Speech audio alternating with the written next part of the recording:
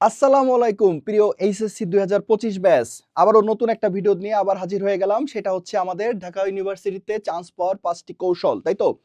ভাইয়া ঢাকা ইউনিভার্সিটিতে চান্স পাইতে চায়, ঢাকা ইউনিভার্সিটি ঢাবিতে পড়তে চায়, ঢাবিয়ান হতে চায়। তাহলে আপনি কি করতেছেন? কই কিছুই করতেছি না, পড়তেছি না। এইভাবে আগালে হবে না। আমাদেরকে কৌশল মেইনটেইন করে আগাতে হবে। একদম প্রথম থেকে আজকের থেকে আপনি এই 5টা কৌশল ফিক্স করে ফেলেন। এই 5টা কৌশল যদি আপনি এপ্লাই করেন ইনশাআল্লাহ আপনিও ঢাবিয়ান হয়ে যাবেন। তাহলে শুরু করা যাক। কোন সেই 5টা কৌশল?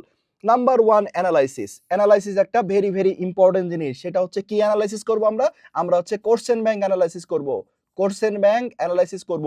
যেই কাজটা আমরা করি লাস্টের দিকে করে যে আসলে আমাদের কোনো লাভ হয় না। একদম প্রথম থেকে আপনার উদাহরণস্বরূপ আপনি আজকে তাপগতিবিদ্যা চ্যাপ্টার ক্লাসে করানো হয়েছে, আপনি তাপগতিবিদ্যা প্র্যাকটিস করতে যাচ্ছেন, আপনি রিভিশন দিতে যাচ্ছেন বাসায় বসে। প্রথম কাজ হবে আপনার এক নজর দেখে নেওয়া ঢাবি জাবি চবিতে কোন ধরনের ম্যাথ আসছে। কেন আমি অ্যানালাইসিস করব? কারণ হচ্ছে আমাদের একাডেমিক এবং অ্যাডমিশনের মধ্যে অনেক গ্যাপ, অনেক পার্থক্য। যেই অ্যাডমিশনে যে একাডেমিকে যেই সৃজনশীলগুলো আপনি খুব বেশি করছেন সেইগুলো আমাদের অ্যাডমিশনে আসে না। এটা আপনাকে বুঝতে হবে যে আমাদের কোন টপিক থেকে প্রশ্ন আসে, কোন টপিক থেকে প্রশ্ন আসে না। এটা না বুঝে যদি আমি এখন সব করতে যাই তাহলে হবে না। আপনাকে অবশ্যই ছেড়ে দিয়ে পড়াশোনা শুরু করতে হবে। আপনাকে শর্ট করে ফেলতে হবে। আপনার পড়াশোনাটাকে শর্ট করে ফেলতে হবে। যেখান থেকে প্রশ্ন আসে সেইগুলো, যা প্রয়োজন খালি সেইগুলোই আমি পড়বো, যা প্রয়োজন না তা আমি পড়বো না। এক ছোট্ট একটা উদাহরণ দিই যে আপনাদের তাপগতিবিদ্যায় আমাদের সৃজনশীলে সবচেয়ে বেশি কি আসছে, যে রুদ্ধতাপ প্রক্রিয়ার যে ব্যাপারগুলো, যে P1 V1 গামা বা আমাদের রুদ্ধতাপ সমষ্ণ প্রক্রিয়ার যে কৃত কাজ, এখান থেকে কিন্তু বেশি ম্যাথ আসছে। আপনি ঢাকা ইউনিভার্সিটির প্রশ্ন খুলে দেখেন তো কোথাও এগুলো আসছে কিনা? না। ইভেন মানে আসে না। আগে আসতো, এখন আসবে না। কারণ কি? আমার ক্যালকুলেটর নাই। আপনাকে বুঝতে হবে P1 V1 গামা সমান P2 V2 গামার অঙ্ক যদি আসে পরীক্ষায়, আমি গামার মান 1.4 বসায়ে ক্যালকুলেটর বাদে আমি এই জিনিসটা ক্যালকুলেশন করতে পারবো না। আর যদি না পারি তাহলে মানে এই প্রশ্ন আসবে না। এখন কথা হচ্ছে তাহলে আমি কি বাদ দিয়ে দেবো এগুলো? না। আপনি খালি সূত্রগুলো দেখে রাখেন। কারণ অন্যান্য ইউনিভার্সিটিতে জাবি, চবি, রাবিতে শুধু সূত্র পরীক্ষা আসে যে রুদ্ধতাপ প্রক্রিয়ার ক্ষেত্রে যে চাপ এবং আয়তনের মধ্যে সম্পর্ক কোনটি। তাহলে সূত্রগুলো দেখব, অঙ্ক করে আমাদের টাইম লস করার দরকার নাই। এই বিষয়গুলো, টোটাল বিষয়গুলো আপনাকে অ্যানালাইসিস করতে হবে যে আমাদের কি টাইপের প্রশ্ন আসে। তারপর হচ্ছে আমাদের রিভাইসড ম্যাটেরিয়াল। রিভাইসড ম্যাটেরিয়ালটা কি? সেটা হচ্ছে দেখেন, আজ থেকে 3 মাস বা 4 মাস পরে আপনি ভর্তি পরীক্ষা দিবেন। তাই তো? 3 মাস পর ধরে নিচ্ছি 3 মাস পরে ভর্তি পরীক্ষা দিবেন। আমাদের আর 7 দিন বাকি আছে। আমাদের ঢাকা ইউনিভার্সিটির আর 7 দিন বাকি আছে। কথা দিলাম। মনে করলাম যে আমি 7 দিন বাকি আছে। এখন আমি কি করব? আপনি প্রচন্ড প্যানিক হবেন যে আমি এখন কি রিভাইজ দেব? আমার সামনে অনেক কিছু আছে। এই 3 মাসে আমি অনেক কিছু জোগাড় করে ফেলছি। অনেক লেকচার ভিডিও আছে, অনেক বই আছে, অনেক পিডিএফ আছে, অনেক কোশ্চেন ব্যাংক আছে। আপনি আসলে আল্টিমেটলি লাস্ট 7 দিনে কিছুই রিভাইজ দিতে পারবেন না। আপনি প্যানিক হয়ে যাবেন যে আমি এই মনে হবে যে আমার তো জৈব যৌগের এই অংশটা ভুলে গেছি, এই বায়োলজির বৈজ্ঞানিক নামগুলো মনে পড়তেছে না, ফিজিক্সের অমুক অধ্যায় সূত্রগুলো মনে পড়তেছে না, ম্যাথের এই ত্রিকোণমিতির সূত্রগুলো মনে পড়ছে না, আমি এটা দেখি একটু খাপছাড়া না। লাস্ট 7 দিনে কি প্রিপারেশন নেবেন সেটা আপনি এখন থেকে তৈরি করে ফেলবেন। এটা আবার কিভাবে সম্ভব? হ্যাঁ, আপনি যখন যেটা পড়তেছেন, হট এভার আপনি ম্যাথ পড়তেছেন এখন বা কেমিস্ট্রি বা বায়োলজি যাই পড়েন না কেন, আপনি পড়ে বুঝবেন যে আমাকে লাস্ট 7 দিনে এইটা না দেখলে, একবার না দেখলে আমার হবে না। আপনি ওইগুলো আপনি আলাদা একটা খাতায় রিভাইজ দেব। আমি রিভাইজড একটা ম্যাটেরিয়াল তৈরি করে ফেলবো যে আমি লাস্ট 7 দিনে ফিজিক্সের এই টপিকগুলো দেখতে চাই। তাহলে ওইটা আপনি পড়ার ফাঁকে ওইটা আলাদা একটা খাতায় নোট করে রাখেন যে আমি খালি আমার মনে করেন যে কথার কথা যে শুধুমাত্র যে ডিকিউ সমান ডিইউ প্লাস ডিডব্লিউ। এখানে এই যে কার মান প্লাস কার মান মাইনাস কখন হয়, যে সিস্টেম যদি তাপ শোষণ করে তাহলে ডিকিউ প্লাস, বর্জন করলে ডিকিউ মাইনাস, এই বিষয়গুলো এইটা মনে থাকে না। তাহলে আপনি শুধুমাত্র ওইটা লিখে রাখবেন লাস্ট 7 দিনের জন্য। তাহলে লাস্ট 7 দিনে আপনি কি রিভাইজ দিবেন সেটা এখন থেকে আস্তে তৈরি হয়ে যাবে। আমি একটা দুইটা করে চ্যাপ্টার পড়বো, আমার রিভাইজ ম্যাটেরিয়াল আস্তে করে বাড়বে। তাহলে লাস্ট 7 দিনে আমি আর কিচ্ছু না, কোনো বই না, কোনো পিডিএফ না, কোনো কোশ্চেন ব্যাংক না, আমি আমার খাতা দেখে পরীক্ষার হলে যাব, ইনশাল্লাহ ভালো কিছু সম্ভব।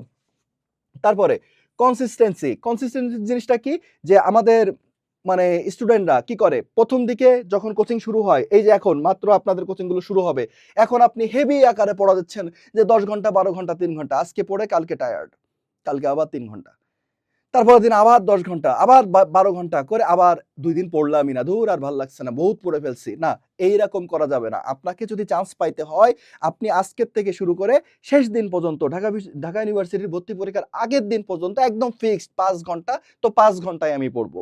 সব কয়টা সাবজেক্ট আমি রুটিন ওয়াইজ, আজকে ফিজিক্সে ১ ঘন্টা, কেমিস্ট্রি ১ ঘন্টা, বায়োলজি ১ ঘন্টা, পড়বো তো পড়বোই। যেভাবেই হোক আমি ৫ ঘন্টা পড়বো। এই ৫ ঘন্টা আপনাকে পড়তেই হবে এবং তার জন্য কিন্তু আপনাকে নিজেকেও একটু কন্ট্রোল রাখতে হবে যে আমাদের এই ৩ মাস আমাদের হেলথ কনসাস, যে আমি সুস্থ থাকতে হবে। এর মধ্যে ৭ দিন আমার জ্বর হয়ে গেছে।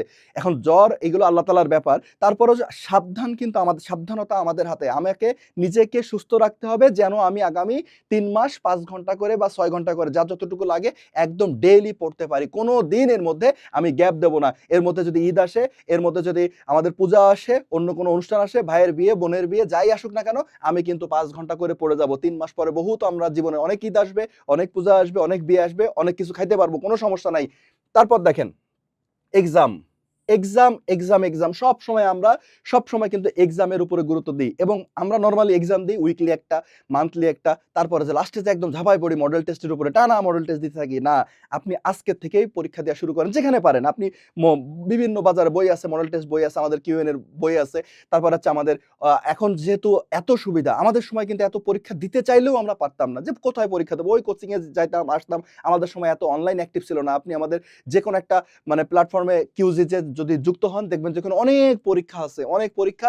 আপনি যেদিন যে চ্যাপ্টার পড়বেন সেদিন সেই চ্যাপ্টারের উপর একটা পরীক্ষা দেওয়ার চেষ্টা করবেন। পরীক্ষা ভয় পাবেন না। আপনি ৯০ দিনে ১০টা করে ৯০০ পরীক্ষা দিয়ে ফেলেন।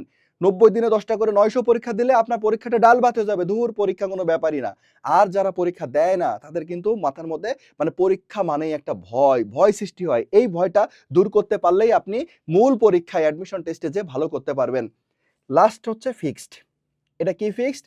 এইটা হচ্ছে ম্যাক্সিমাম স্টুডেন্টের মানে তারা কি করে, আজকে একটা কোচিং এ অনলাইনে ভর্তি হলো, কালকে একটা অফলাইনে ভর্তি হলো, আজকে একটা এই বই কিনলো, কালকে একটা দেখলো যে আমাদের যে গতবার যে ফার্স্ট হয়েছে সে তো অমুকের বই পড়ছে।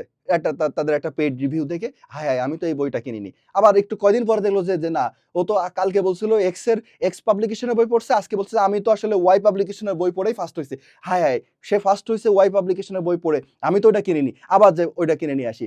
এবার একজন বললো কি দোস্ত, এই যে আমরা এই পিডিএফটা যদি আপনি ফলো করে যাই, এই পিডিএফটা যদি মুখস্থ করে যাই, তাহলে কিন্তু আমরা চান্স পেয়ে যাবো, সব এখান থেকে কমন আসবে। পরীক্ষার আগে দেখবেন বিভিন্ন অ্যাড, এই পিডিএফ থেকে কমন, এই পিডিএফ থেকে কমন, এই বই থেকে কমন। ওইগুলো দেখে যত যা সামনে আসে সব আমরা কিনে বাসার মধ্যে গাদা করে রেখে দিই, কিচ্ছু পড়ি না। এই কাজ করা যাবে না।